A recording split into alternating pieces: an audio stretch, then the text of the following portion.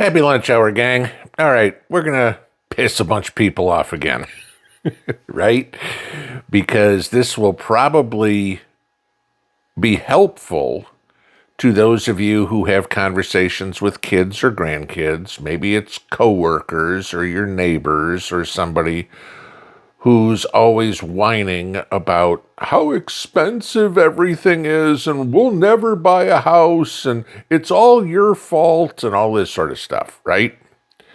Unfortunately for them, the facts do not support their argument, okay? And I wanted to give everybody a little bit of ammunition to show you the truth, because you see all these stories of people saying, oh, it's not true that the milkman used to put milk on the front porch. Or, oh, it's not true that the kids used to go out and play and nobody had to supervise them. Or any of that, right? Every generation will always tell you that it was better when they were kids. Of course, all right? We say that now, our parents said it, our grandparents said it, etc. Maybe not our great-grandparents because they lived through the Depression, but you get what I'm saying, okay? There was some financial information that was put out this week by the banking industry, etc., to explain a little bit on how Americans are living beyond their means. And this goes for everybody. Now, I remember being in my 20s, and you'd go to the bar. I worked in one, okay? And at a club, a beer cost you $2.25 back then. This was early 90s. Now you go to a bar, you buy a beer, and it costs you $10-12. Okay, that's crazy. Groceries are more expensive. Everything's more expensive than it was when we were kids. Got it, okay? So that's why you can't compare dollars to dollars, because inflation comes into play. But the other thing that is inflated, and this is where you get a big lie about salaries, is that salaries have not kept up. They're pretty close. Minimum wage hasn't, but I will say for the umpteen millionth time, minimum wage was never meant to raise a family on. Minimum wage was what kids were supposed to be paid for after-school jobs and summer work. That was it, okay? No, you are not supposed to buy a house and raise a family on a job where you say, would you like fries with that?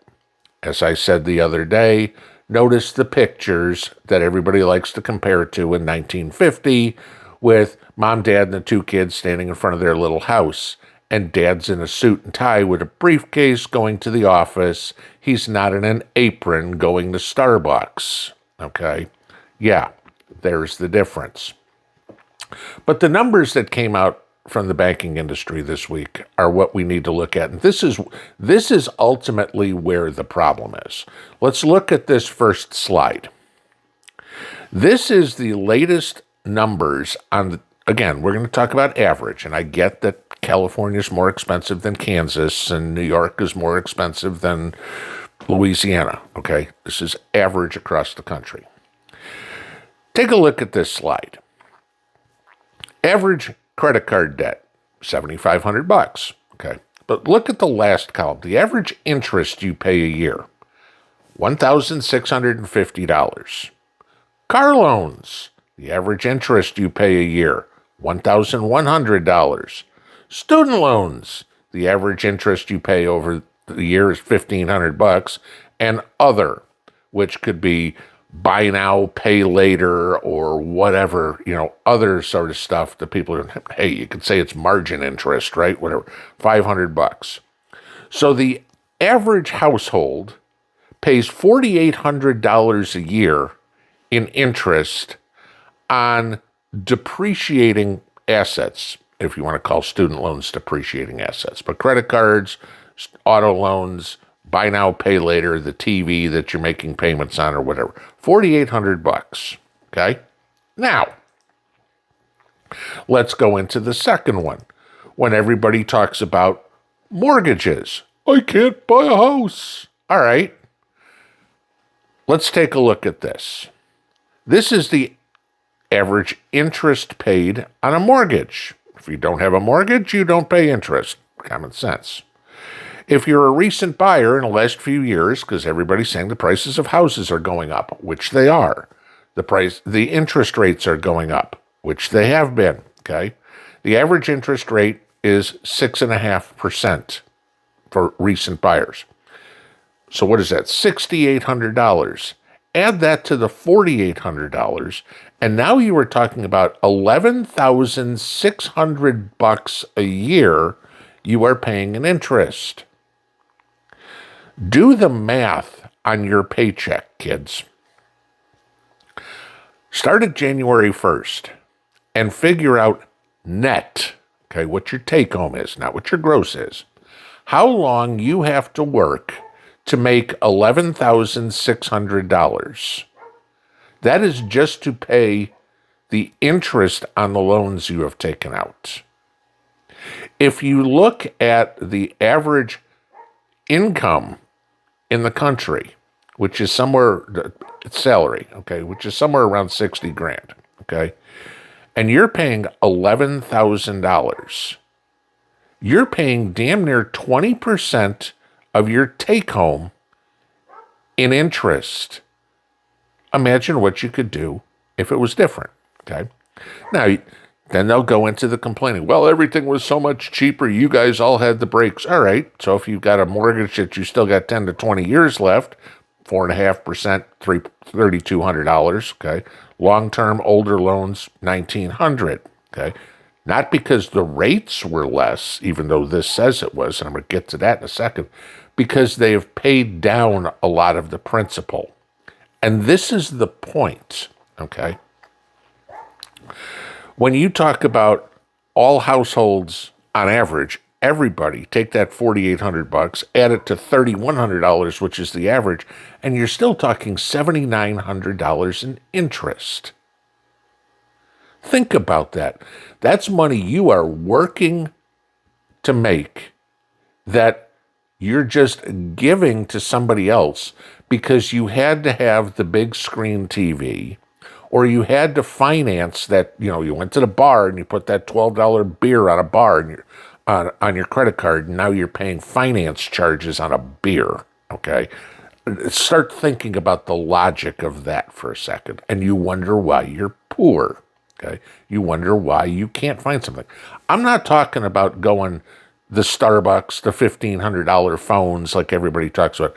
I'm talking about the interest you are paying. Go pull out all your statements and figure out what you are paying annually in interest. Do it by car payment, credit card, other loans, student loans, and then look at mortgage. Mortgage interest, you could say, is good debt because it's an appreciating asset, the rest of them going down. And student loans, you could say, is good debt if you get a degree that's going to get you a job. You get a degree in engineering, you get an engineering job, it's good debt. You get a degree in underwater basket weaving and you're working at Starbucks, it's bad debt. Okay. Just giving you that example. All right, so let's move on. Okay, so you've probably heard this quite often. Oh, the boomers, they had it so easy, yada, yada, yada, they were able to buy houses so cheaply and now look what they're worth. Right?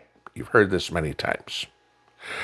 Since 1950, which goes back to when the greatest generation, the boomers' parents, were buying houses, the average mortgage rate from 1950 through 2025 is 6.8%.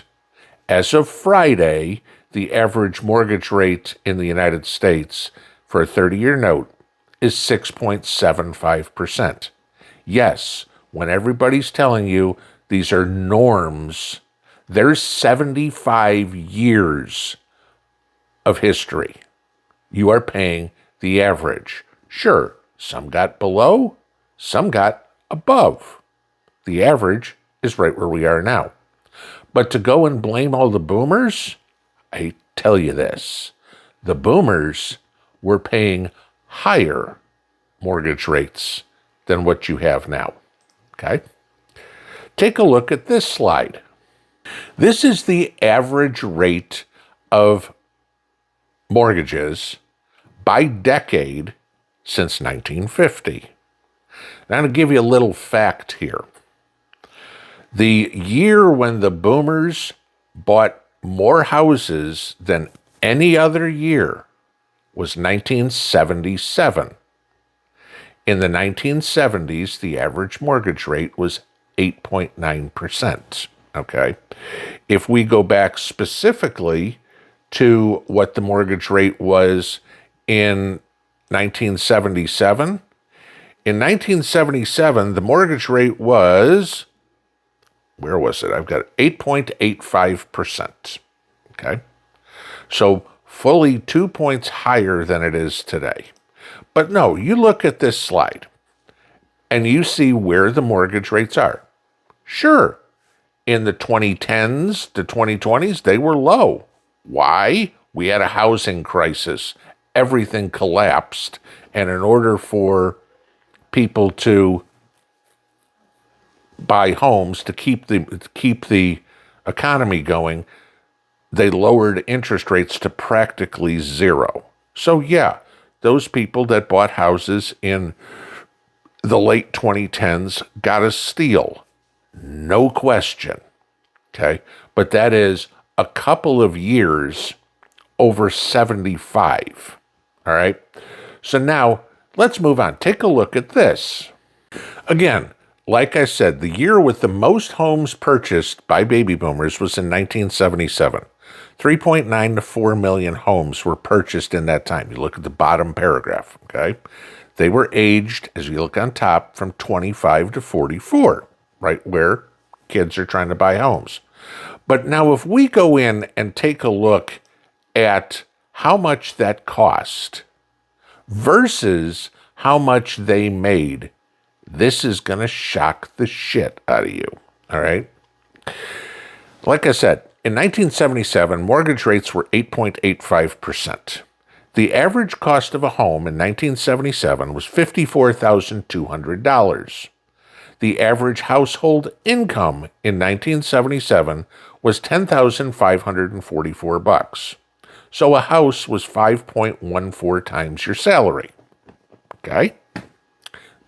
Comparing to boomers, I want to, and again, I'm Gen X, okay, but and my parents are greatest generation, so I don't even have any boomers in my family, okay. But, all right, 5.14 times your annual salary. That's what a house cost in 1977. I was 11. In 2025, the average house cost is $475,000 now, okay. The mortgage rate as of Friday was 6.75%. The average household income in the United States is $83,730. Go look it up. I pulled all these numbers, okay? So that means the average ratio is 5.67 times for a house. And you go, okay, see, houses are more expensive, right? It's 5.67 times in 2025, but it was 5.14 in 1977. Okay. By that number, you're good. But you're forgetting the interest rate. The average mortgage payment, if you take 8.85% on a $54,200 house and 6.75% on a $475 house, okay? The average mortgage payment was $430 in 1977. The average mortgage payment in 2025 is $3,081. Okay? So that means the $430 in 1977 was 4% of somebody's income. Right? Okay? Monthly payment, 4% of your annual income. Okay. The $3,081 is 3.6% of your income. If you really want to get down to it, housing is cheaper for Zoomers and millennials than it was for boomers. Oops, that blows up your entire argument. But they were able to buy a house for $54,000 and now they're selling it for $500,000. Okay, check this out. This is the data on the average real appreciation rates on a house, inflation adjusted. Okay, how rich they're getting off of their houses. Again, y'all need to learn compound interest. 1977 was almost 50 years ago. Compound interest. In the 70s, the real appreciation rate of a house is 1.3%. Wow, great. Doesn't even keep up, 1.3% above the inflation rate. Okay. In the 2000s, when those rates came down so well, yeah, people lost value on their house. Y'all know that. There were a whole lot of foreclosures. People underwater, the perils of buying the adjustable rate mortgages. But yes, okay. But people lost value. In the 2020s, I'm not going to disagree. We've seen prices go up exponentially higher, right? In the last 50 years, it has the highest inflation-adjusted appreciation of the last 50 years at 4.9%. Okay? So yes, we have seen the tail go up on the chart a little bit. Got it. But here's the issue. Let's take a look at this chart. This is the projected rates for a house now. Okay? If you buy that I used 400,000 for this. Okay? If you buy a $400,000 house now, what's it going to be worth in 50 years? Well, I don't know. If you take the historical average since 1967, which everybody, the rates are going, everything's going up so much. Okay. The $400,000 house you buy now would be worth $1.448 million. Do you get the idea, maybe, that you're going to be having listening to the same crap from your kids and grandkids that you're spewing on your parents and grandparents now?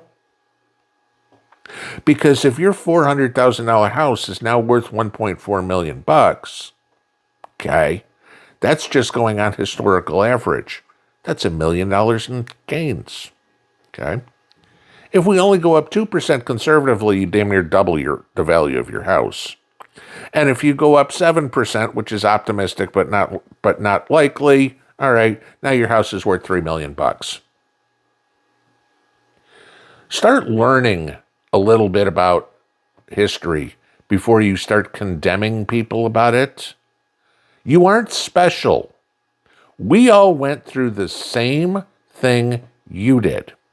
Sure, there's been a couple of periods in history where things were cheaper, i.e. the crash of 2008. That's not normal. Because I'll give you this as a last fact. I was born in 1966. Between 1967 and 2003, there was never a single year that mortgage rates were less than they are today. Don't whine about the boomers. Get out of debt.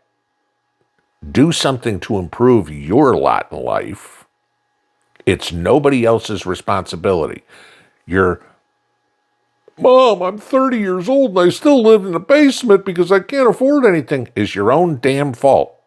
Because the rest of us moved out when we were 17, 18, 19 years old.